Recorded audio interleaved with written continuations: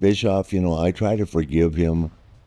And then I see like that documentary they did on me, and he brings up the example of why he had to fire me for a year and sent me home. With him and me, he couldn't get rid of me. Some people call him the worst. Some people call him the greatest of all time. Ric Flair is a 16-time World Heavyweight Champion, Hall of Famer, the Nature Boy. And in April 2026, he got himself banned from WrestleMania 42. Not because of anything that happened in a ring, because he picked up a phone, called a current WWE superstar, and threatened to beat the shit out of him. That superstar was Ludvig Kaiser. Kaiser told Triple H Flair lost his credentials and could not attend. Then, on the very same week, Flair went on the Ariel Helwani show and attacked two more people, Dutch Mantel, Stevie Richards. Nobody asked him to, he just did it. If you are enjoying this story already, use the hype feature right now and give hype to this video. It keeps the channel going and helps more people find stories like this one. This is not a new version of Ric Flair. This is who he has always been. A man who keeps score. A man who does not let things go. A man who believes his legacy gives him the right to say what he wants, when he wants, about whoever he wants. And the moment someone challenges that legacy, whether it happened last month or 35 years ago, the response is always the same. Sharp, fast, unfiltered. What follows is the definitive list of 10 wrestlers and figures that Ric Flair will never forgive, backed by his own words, every single entry. Before the countdown begins, it helps to understand how Flair's anger works, because there are clear patterns. When you see them, the list stops being 10 separate stories. It becomes one long story about one man. The first trigger is a challenge to his legacy. Flair spent decades being the standard, the man every promoter pointed to, the gold bar every wrestler was measured against. When someone questions that, even slightly, he does not debate it. He destroys it. The second trigger is an insult to his family. Charlotte Flair is not just his daughter. She is part of the legacy he built. Come after her, and you come after him. The third trigger is disrespect to the craft of wrestling, as Flair defines it. He has a very specific idea of what wrestling should be. Long matches, technical skill, psychology, story in the ring. If you fall outside that definition, he does not respect your career, and he will say so. The fourth trigger is a power move, someone trying to push him aside, bury him, or erase him from the picture. That wound does not heal. Not ever. Every name on this list fits at least one of those four triggers. Most fit more than one. Keep them in mind as we go through the countdown. You will see them come up again and again. We start with the most recent and work our way back through time. Number 10 on the countdown is Dutch Mantel, April 2026. Ric Flair is on the Ariel Helwani show. Nobody brings up Dutch Mantel. Nobody asks Flair about it. The topic does not come up naturally. Flair just decides to go after him, completely without prompt. Completely without warning. Dutch Mantel has been in the wrestling business for more than 40 years. He performed. He booked talent. He worked as a manager at the highest levels of WWE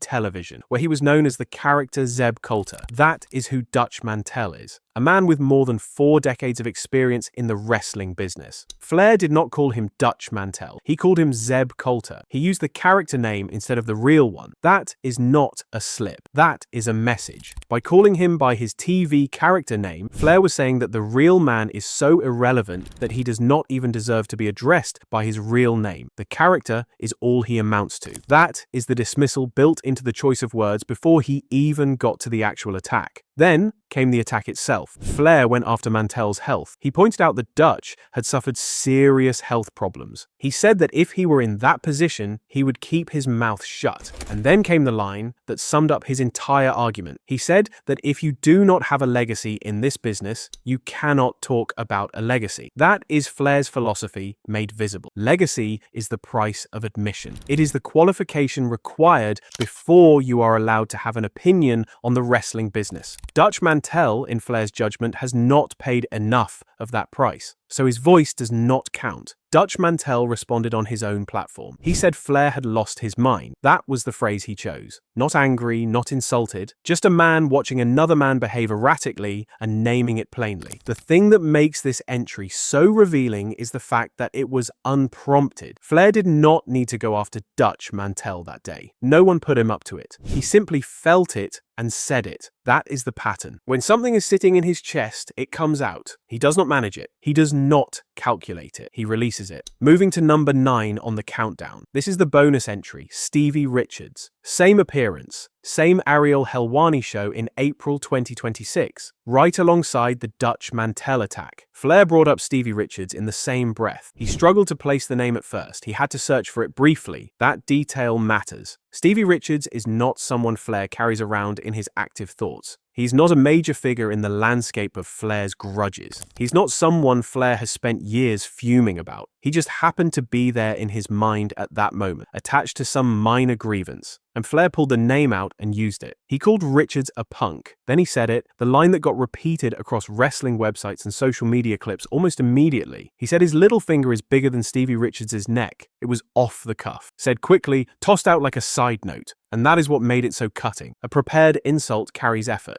An off-the-cuff insult carries contempt. When you dismiss someone that easily, without even needing to think about it, it tells them exactly where they rank. Stevie Richards did not take it quietly. He came back with a 34-minute video. 34 full minutes. He took apart every word Flair had said. He called Flair a senile, old, washed-up alcoholic, embarrassing himself weekly. Those are Richards' words. That is his claim. That is how he chose to respond. The response became a minor viral moment in wrestling circles. People watched it. People shared it. And here is the thing that stands out about that reaction. A throwaway comment from Ric Flair, made about a man whose name he had to search for, required 34 minutes to answer. That is the weight Flair carries even now. Even a careless insult from the Nature Boy demands a full rebuttal from the person on the receiving end. That is what his name still means in this business. Number 8 is Ludvig Kaiser. This is the most recent entry on the main 10, and it is the one that cost Flair his WrestleMania 42 seat. In April 2026, Flair confirmed publicly that he had been banned from attending WrestleMania 42. The reason was simple. He had directly threatened Ludvig Kaiser, a current WWE superstar and member of the stable Imperium, over a perceived slight directed at his daughter Charlotte Flair. The nature of the perceived slight is not detailed in what Flair shared publicly. What he made very clear is what he did about it. He called Kaiser, and he told him directly that when he saw him, he was going to beat the sight out of him. Kaiser took the threat to Triple H, who is Paul Levesque, WWE's chief content officer. Triple H acted on it. Flair's WrestleMania credentials were pulled. He was not allowed to go. Flair later offered something that resembled an apology, but that came after he had already gone public with his dismissal of Kaiser. He called Kaiser a 24-year-old English kid. That description is wrong in two specific ways. Kaiser is 35 years old, not 24, and he is German, not English. Flair had the nationality wrong and the age wrong. He did not check either fact before going public. He just said it. He also predicted that Kaiser would be a fly on the wall in a year. Another dismissal, another way of saying this person will be gone and forgotten, and it will not matter. Now consider what this episode actually shows. Flair is in his 70s. He is a retired performer. He has no current in-ring role. He is a legend in the fullest and most complete sense of that word. And when he believes someone has disrespected his daughter, his reaction is not a carefully worded statement. It is not a measured response through representatives. It is a direct phone call with a direct physical threat. Then, a public interview where he got the basic facts about the person wrong and did not care. No calculation, no filter. Just the same raw instinct that drove him through 4 decades of professional wrestling. Protect the family, protect the legacy, move fast, move loud, and deal with the consequences later. The WrestleMania ban was the consequence. He paid it, and he would almost certainly do the same thing again. Number 7 is Sid Vicious. Every other entry on this list involves something that happened in public, or something that ended up in public very quickly. A promo, a book, an interview, a phone call that got reported. This one started in private, and in some ways,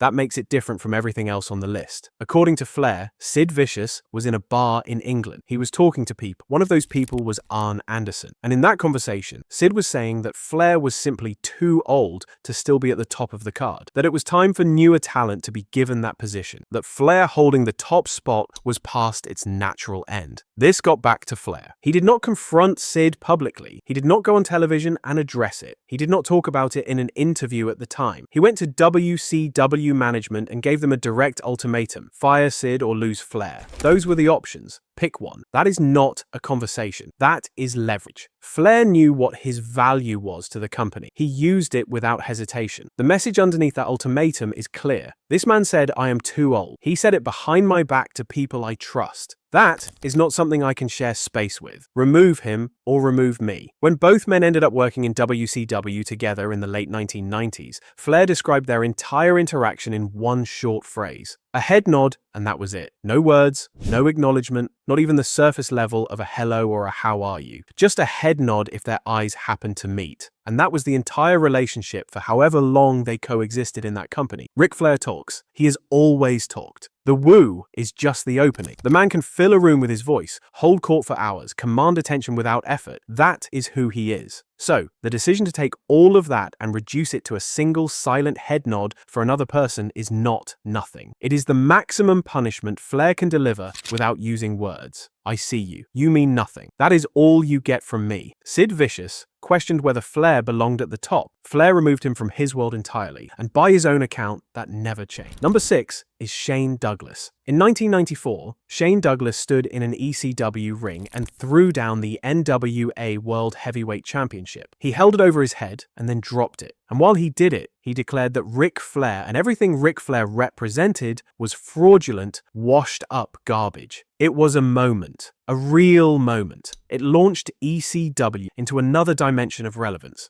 It made Shane Douglas into a name that people talked about. It worked exactly as intended, which was, without question, the entire point. Flair's response to that moment has remained perfectly consistent for 3 decades. He asks a question: who is Shane Douglas? He asks it as though he is genuinely unable to place the name, as if Douglas is so small, so inconsequential, that even locating him in memory is an effort not worth making. It is not a real question, it is a rhetorical weapon. By pretending he cannot remember who Douglas is, Flair is delivering a very specific message. What Douglas did not leave a mark. The career built on that moment amounts to nothing. The attack on Flair's legacy was so small that the man who made it cannot even be recalled clearly. Flair went on from there. He said he would not wrestle Shane Douglas for $1 million. He said Douglas had more heat with people in the wrestling business than anyone he had ever encountered in his entire life. Heat in wrestling means your reputation is damaged. People do not want to work with you. The business community does not trust you. He also mocked Douglas for reportedly working a retail job after his wrestling career ended. Whether accurate or not, Flair used that detail to underscore his verdict. This is where you end up when you build your career on attacking someone else's name. That is the lesson Flair draws from Shane Douglas. What Douglas did in 1994 was real. It resonated. But Flair never accepted it as a legitimate criticism of anything. He saw it as a cheap tactic, a stunt, a way to get ahead by using Flair's name as a stepping stone. And he has never, across 30 years and countless opportunities to soften, adjusted that view by a single degree. Number 5 is Vince Russo. Russo is 1/3 of what Flair calls the 3-headed monster. 3 men he holds directly responsible for the collapse of WCW. Jim Herd is one. Eric Bischoff is another. Russo is the third. Each of them damaged the company in their own way. Together, in Flair's view, they killed it. Russo's specific crime is ideological. He came in as a writer. He brought a philosophy of booking that put shock value above wrestling substance. He treated professional wrestling like scripted television drama, not a craft built by generations of people who had dedicated their lives to it. To Flair, that was not just bad business. It was an insult to the entire history of the business. The moment that made it permanent was a segment called the Flair Funeral. Russo put together a television segment in which Ric Flair was humiliated on screen, deliberately, in front of the audience, on the show that Flair had spent 25 years helping to build into something worth watching. Russo wrote that humiliation and put it on television. For a man whose identity is entirely wrapped in his legacy, public humiliation orchestrated by a writer who, in Flair's view, did not understand wrestling and did not respect the people who built it, is not something that fades. It sits. It stays. It does not get forgiven. Russo has said publicly that Flair is two-faced and a little crazy. He described Flair as someone who presents warmth to your face while working against you privately. The mutual distrust runs deep, and it has been expressed across many years and many platforms by both men. Flair's criticism of Russo is larger than personal animosity, though. He sees Russo as someone who did damage to the industry itself, not just to Flair, not just to WCW, to the whole industry. That makes the anger operate on a different scale. It is not just about what Russo did to him. It is about what Russo did to wrestling. Number 4 is Eric Bischoff. Flair has said, in plain terms,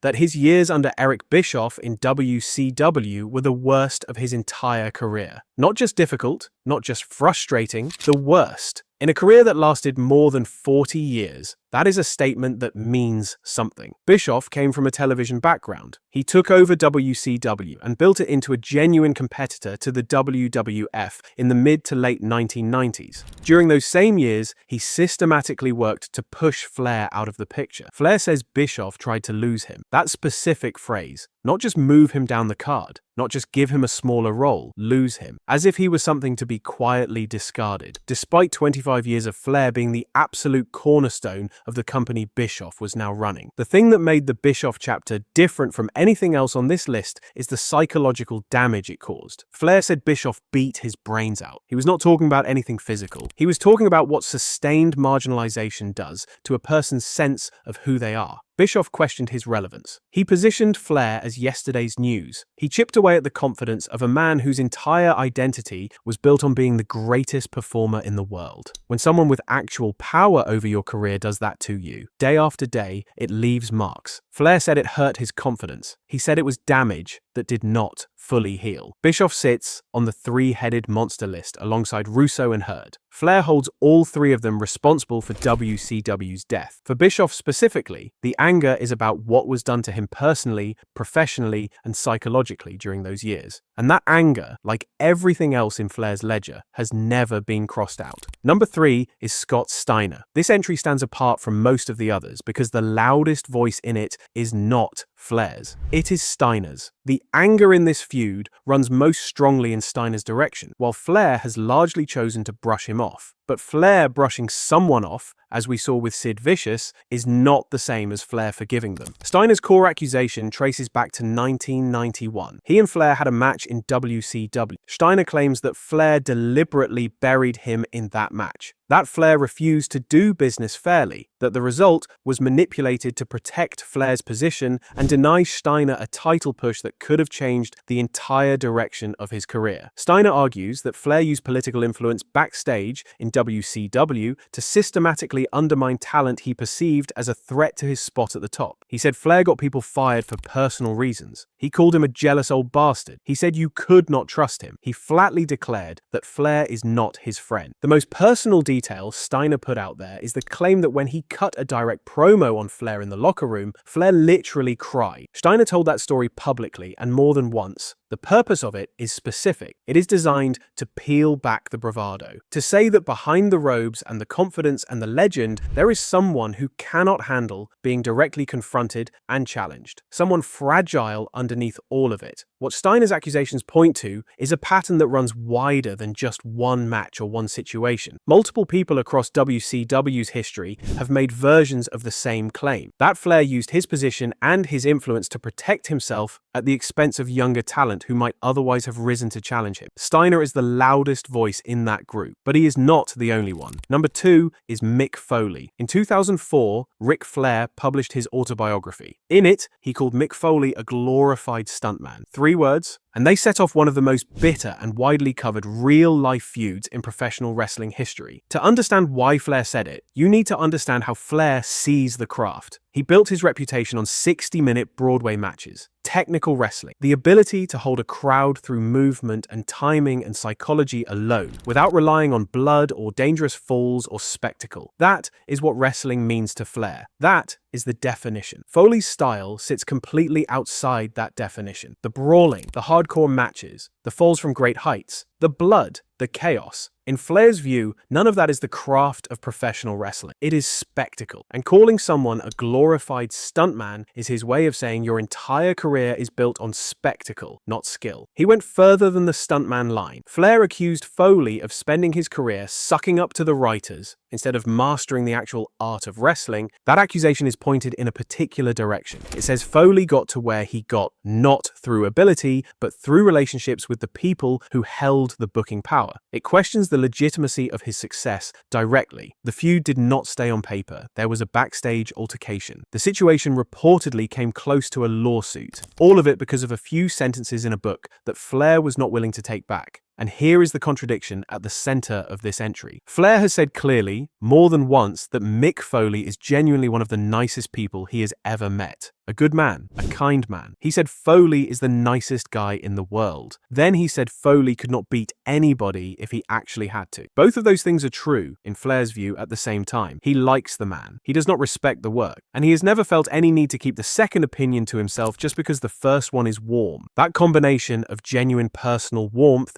and complete professional contempt, expressed openly and without apology, tells you a great deal about how Flair operates. Number 1 on the countdown is Bret Hart. This rivalry has no single incident at its center. It is not one phone call or one segment or one book passage. It is a long, grinding, mutual dislike that has played out across decades of interviews, podcasts, television appearances, and autobiographies. 2 Hall of Famers, 2 legends of the business, and a sustained low-level hostility between them that has never been resolved. It started with a criticism. Bret Hart said publicly that Flair was repetitious in the ring. He accused Flair of running the same match, the same structure, the same blueprint, night after night. He did not say it quietly. He put it out there in interviews. Flair came back immediately. He pointed out that Bret's own celebrated finishing sequence, the set of moves that built toward the sharpshooter, amounted to 4 moves. He asked plainly, if that is not repetitious, what is? He was calling Hart a hypocrite. You are accusing me of the very thing you do yourself. That exchange is a genuine philosophical argument about wrestling. 2 men with strong opinions about what the craft requires, each finding fault with how the other approaches it. That part has some honesty to it, but the rivalry deepened past wrestling philosophy. When Owen Hart died, Bret went through a public period of grief, and then, in Flair's view, he shifted back to publicly relitigating the Montreal Screwjob, the 1997 incident where Bret was double-crossed in his final WWF match, a moment that Bret has spoken about many times across many years. Flair was disappointed. He said so clearly. Owen Hart had just died, a brother. And in Flair's view, Bret could not hold his focus on that loss before returning to a professional grievance from years earlier. Flair found that unbecoming. That is the word his framing reaches toward. It speaks to something below the wrestling philosophy, something about character. The public back and forth has continued for years. Neither man has offered the other a meaningful gesture toward peace. Neither has softened his language when the other's name comes up. There is no resolution here. There is no ending that is headed toward forgiveness. What this rivalry reveals more than any other entry on the list is Flair's need to always have the last word.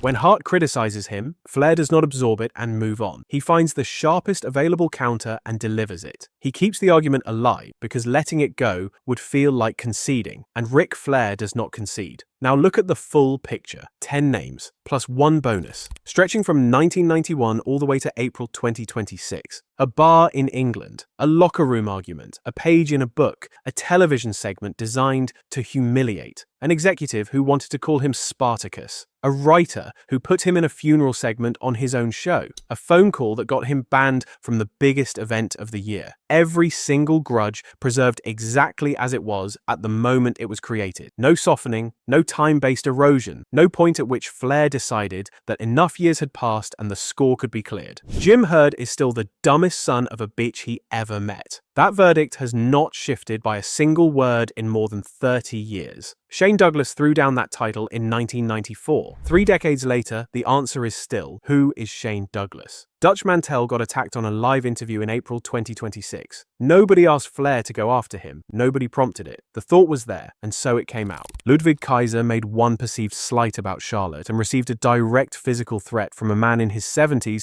who then got those basic facts wrong on a public platform and still did not back down. The woo is the sound everybody remembers. The 16 world titles are real. The Hall of Fame induction is real. The 4 decades of matches that defined careers and shaped the entire industry are real. That part of the legacy is completely genuine. But behind all of it is a man with a running ledger. A ledger that never closes. A ledger where every entry, whether written 35 years ago or 35 days ago, stays exactly where it was placed. The Nature Boy keeps score. He has always kept score. He will keep score until the very end. That is Ric Flair. The whole picture, the legend and the list, the robe and the record, the woo and the shadow it casts.